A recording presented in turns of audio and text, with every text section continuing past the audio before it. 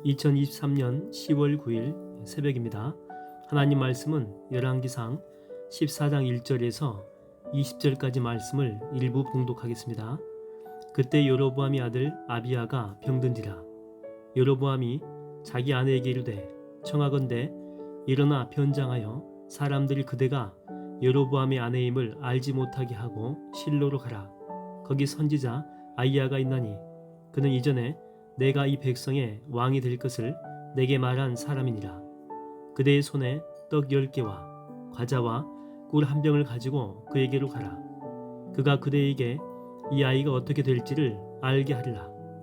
여로보암의 아내가 그대로 하여 일어나 실로로 가서 아이야의 집에 이르니 아이야는 나이가 많아 눈이 어두워 보지 못하더라. 여호와께서 아이야에게 이르시되 여로보암의 아내가 자기 아들이 병들었으므로 내게 물을 오나니 너는 이러이러하게 대답하라. 그가 들어올 때에 다른 사람인 체함이니라.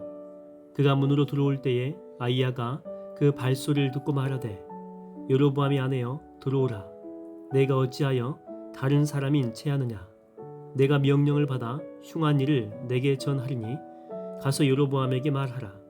이스라엘 하나님 여호와의 말씀이 내가 너를 백성 중에서 들어 내 백성 이스라엘의 주권자가 되게 하고 나라를 다윗의 집에서 찢어내어 내게 주었거늘 너는 내 종 다윗이 내 명령을 지켜 전심으로 나를 따르며 나 보기에 정직한 일만 행하였음과 같지 아니하고 내 이전 사람들보다도 더 악을 행하고 가서 너를 위하여 다른 신을 만들며 우상을 부어 만들어 나를 노엽게 하고 나를 내 등 뒤에 버렸도다. 그러므로 내가 여로보암의 집에 재앙을 내려 여로보암에게 속한 사내는 이스라엘 가운데 매인자나 노인자나 다 끊어버리되 거름더미를 쓸어버린 같이 여로보암의 집을 말갛게 쓸어버릴지라. 뒤쪽 19절입니다. 여로보암의 그 남은 행적 곧 그가 어떻게 싸웠는지와 어떻게 다스렸는지는 이스라엘 왕 역대지락에 기록되니라. 여로보암이 왕이 된 지 22년이라. 그가 그의 조상들과 함께 자매 그의 아들 나답이 대신하여 왕이 되니라. 하나님 말씀을 증거하겠습니다. 본문의 내용을 간단히 요약하게 되면 그 여로보암의 그 아들 세자겠죠. 세자 이름이 아비야입니다. 그 아비야가 이제 병이 든 거죠. 그래서 고치려고 다방면으로 많은 시도를 했겠죠. 그러다가 결국은 안 된 것 같습니다. 그래서 실로에 있던 그 아이야 선지자에게 그 아내를 보내죠. 아이야는 그 여로보암이 왕이 될 것을 예언한 사람입니다. 그래서 자기 아들의 생사 문제에 관해서도 알 수 있을 거라고 생각한 거죠. 근데 갈 때 보니까 아내를 그 변장해서 이렇게 보내게 되죠. 근데 그 재밌는 게 뭐냐면 아이야 선지자는 늙어가지고 눈이 멀었다라고 하는 데 있죠. 눈먼 선지자에게 들키지 않으려고 변장해서 갔다. 완전 코미디 아닙니까? 그 자체도 우습지만 솔직히 하나님의 선지자인데 변장하고 갔다고 해서 모를 리가 없겠죠. 어리석어도 이렇게 어리석을 수가 없습니다. 아이나 다를까 대본에 그녀가 이제 누구인지 알아봅니다. 그리고 막 예언을 쏟아놓는데 무시무시하죠. 가문이 이렇게 망한다라고 하는데 무슨 말을 하면서 예언을 하냐면 네 아들은 이렇게 죽는다 먼저 이렇게 이야기하죠. 아들은 죽는다. 근데 그게 복이라는 거예요. 원래 이렇게 오래 사는 것이 복이잖아요. 죽는 게 복이 아니잖아요. 근데 아들이 빨리 죽는 게 그게 복이래요. 그러니까 죽는 것이 이렇게 복이라고 하는 걸 봐서 여로보암 가문에 임할 재앙이 얼마나 크고 이렇게 두려운 것인지 상상할 수도 없다라고 하는 것입니다. 실제로 여로보암의 또 다른 아들이 나답인데 우리가 마지막 부분 봤죠.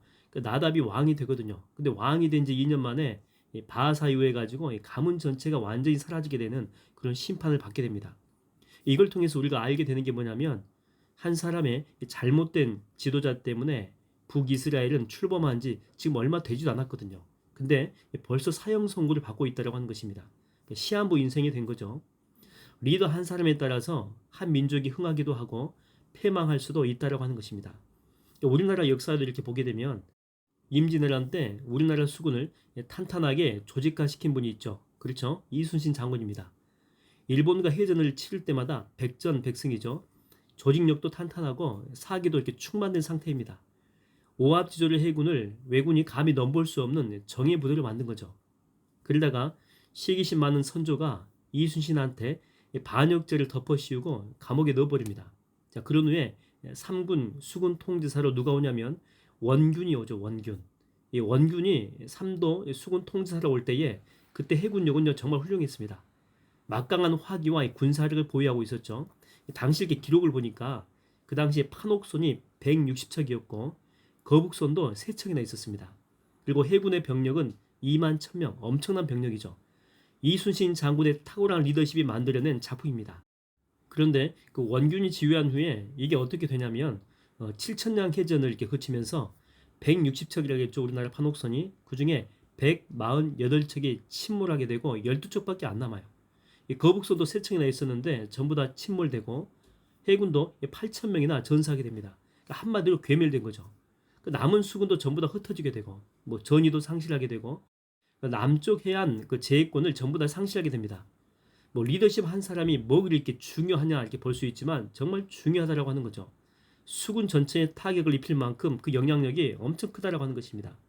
근데 이렇게 괴멸된 수군을 누가 다시 또 회복시킵니까? 그렇죠. 이순신 장군입니다. 판옥선 12척밖에 안 남았거든요.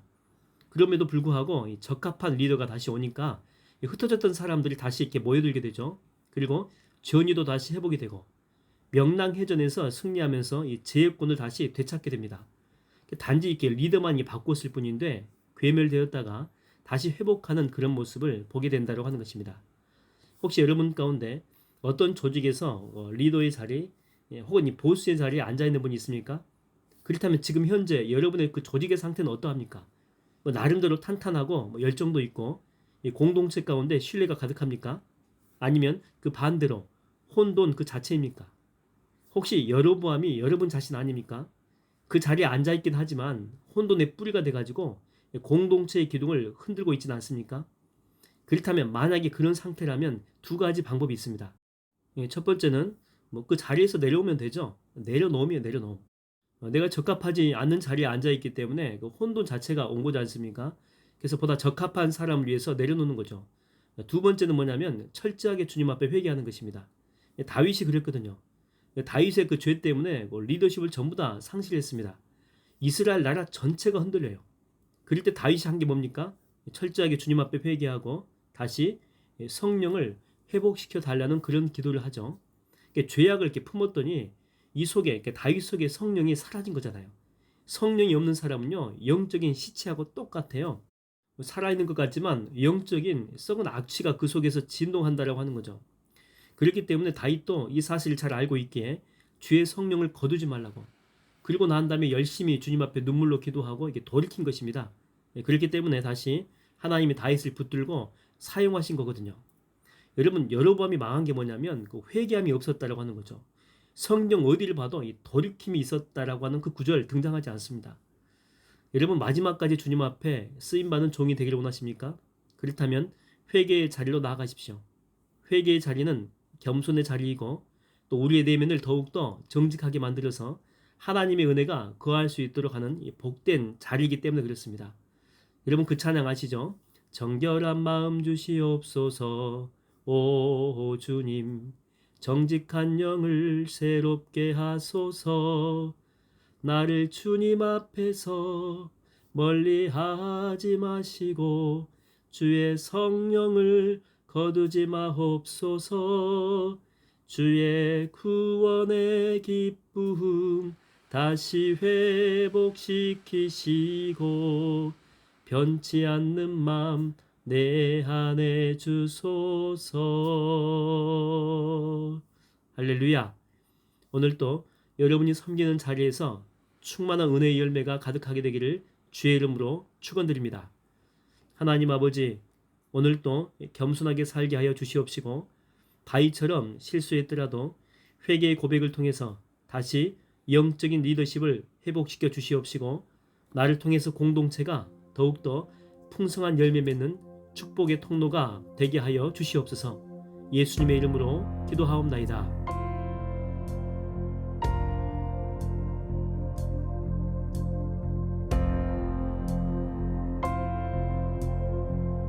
우리 시간 정직한 마음으로 주님 앞에 우리의 마음을 쏟으며 이 노래를 우리의 기도로 삼아 계속해서 주님 앞에 나아가겠습니다.